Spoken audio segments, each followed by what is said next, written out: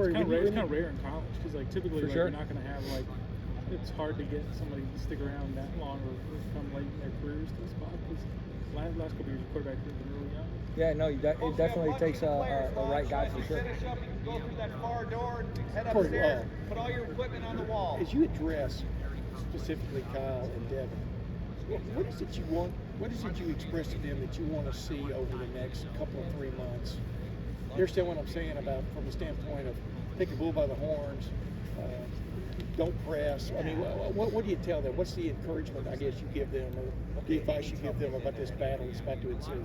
Well, I think what we do in what we do in the off-season program with Coach Mick gives all those guys an opportunity to be a leader and just be around the guys.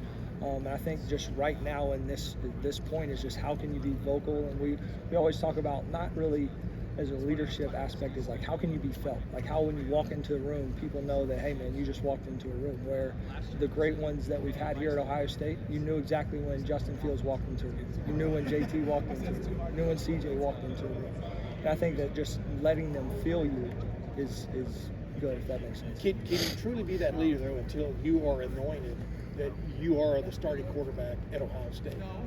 Because does it look like maybe how do you do that without faking it to a certain extent? You understand what I'm saying? No, yeah, absolutely. But you still have to earn your respect as your teammates, right? And in that weight room over there with Coach Mick puts those guys in some strenuous spots. And you can definitely earn some respect out there. And I think that that's a good opportunity for them to just earn the respect that, man, those guys get after it. Those guys work hard. Those guys put in the work just like we do. Yes. But obviously, yeah, when you're the starting quarterback, yeah, I know what you're saying. Yeah, and real quickly, I asked Ryan, do you really start off with a clean slate? Is this really a blank sheet of paper going into this off-season and spring and stuff with these guys? Is there such a thing? And he said, yeah, pretty much you want to look at it as a race. I mean, I'm paraphrasing him there. Yeah. But do you have the same approach? No, there definitely is a blank slate. I think that just the difference is the guys kind of know what areas that they want to work on, they want to improve on, and they want to go on. So, but no, absolutely, it's a blank slate, and it'll be a fun spring for sure. Apologies if you've been asked this before, but what attributes do Kyle and Devin have that would make them fit to operate this offense? Yeah, that's a great question. They're both different, but I think just the intangibles just right now for Ohio State is running the offense. I think Laffy said bull by the horns, but it's just how can you be efficient and how can you be productive. And I think that those are two things that we're going to look for in the spring, and how you can transition the offense and can you run the offense and can you be those two things, efficient, and then can you execute as well. How surprising was Luke Whippler's decision to go to the NFL draft, and just with the new starting quarterback next season, how important is that center quarterback connection and developing that? Yeah, no, it's definitely it's definitely really important, whether it's protections and ID and doing all that, and we'll have some time to really work on that in the spring. But the Luke situation, not to avoid your question, but that, I mean I know Fry and all those guys, they handle that every day. I really wasn't involved too much with that discussion. I know there's a lot of focus on the mechanical competition that's going to happen between these quarterbacks, the football competition, the on-field. But how much are you guys evaluating intangible things, how guys are reacting to them, how they carry themselves around the team, how guys respond to them? How much of that is part of this evaluation process between now and opening day? Yeah, for sure. I mean, that's such a big piece that not a lot of people take into consideration, but I think that a big part of that will start when we start mat drills. It's already started right now in the weight room with Coach Mick, and that's a big piece that I kind of talked about earlier. It's just, does the team feel you? Do they gravitate you? Yeah, so you for sure take that into consideration, but at the end of the day, it is you got to go out there and you have to execute. How do you feel like Kyle has handled what has been a tough thing just these past 2 years? He came in very highly recruited, but knew the situation, knew that there was someone a year older than him, just as kind of the situation he's in now on the other side. But to wait your turn, how tough was that for him, and what did he show you guys through that experience?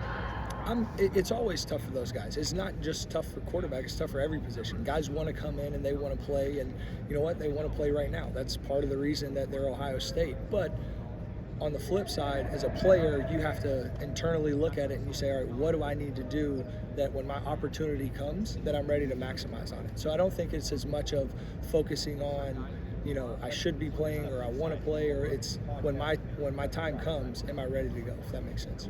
Coach, what did you see from Devin Brown this year? In regards just his attitude on the team, his role in practice here. Didn't see him on the field too often, but what'd you see from him? Yeah, Devin's awesome. I mean, he's an athletic kid, great personality. Guys do gravitate to him, but it'll be fun to see when these guys get more reps, and that's what we're excited on in the spring. Seeing guys being able to take a lot of reps, and that's really what we're looking forward to. Have you seen anything that maybe in terms of his game, what he excels at, that sets him apart from some of the other guys that you have in that room? Yeah, I mean, they're all different. Devin has a skill set. He's athletic. He's mobile. He can extend plays a little bit. I'm not saying that Kyle can't do those things, but I would say that that's something that Devin is kind of his niche. And then Mason, I believe, spent a lot of time on the practice squad. Is he going to keep that role next year? I know with CJ leaving, McCord kind of moves up a bit. Devin moves up a bit. There is that spot for the third guy on the actual roster here, I'll say, for lack of a better term here. Is he going to be somebody who moves up off that scout team roster? Yeah, I mean, as of right now, spring, you really don't get into too much scout teams. I mean, I really don't think that we do any of that. It's more just kind of developing yourself, and then when you get into the fall camp, that's where you kind of dive into those things. But no, he'll definitely have an opportunity to move up the depth chart for sure. And then you appreciate having more quarterbacks than less? Do you like having a full quarterback room? I know Coach Day said he likes to have options in there just a minute ago. Just your thoughts on having more guys than fewer, even if some have to sit? Look, I think that we can all say this after watching the 49ers. We'll take as many quarterbacks as you can get and get everybody ready to go. Corey, I'm not sure if you saw the Tom Brady retirement news, but Ryan had a pretty cool story just about going down to see Tom Brady play early in his NFL career. I'm just curious if you have any maybe fun Tom Brady stories and just the reaction to that.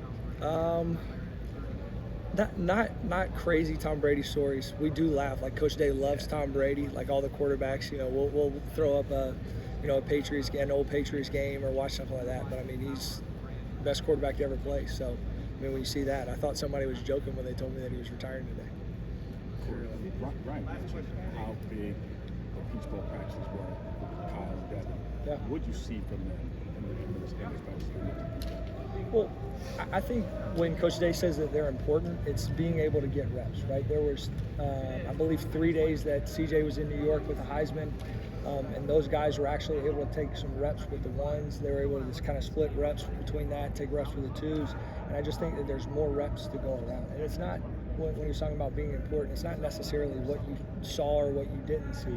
It's just getting those reps, and that was 3 full practices where those guys got to get out there and maybe take more than they would normally. When you can see those reps, speaking on Devin specifically, how much growth have you seen from him to that point to where he was when he first got here? Yeah, I'm not sure if you were here earlier, but that was a big thing, is just the growth of year 1 to year 2. And now it's, when you first get to Ohio State, it's, learn the system of defense, and then, you learn the system of offense. And then now, once you have a year under your belt and all that stuff second nature, then you can truly start to progress, and you can still truly start to grow as a quarterback.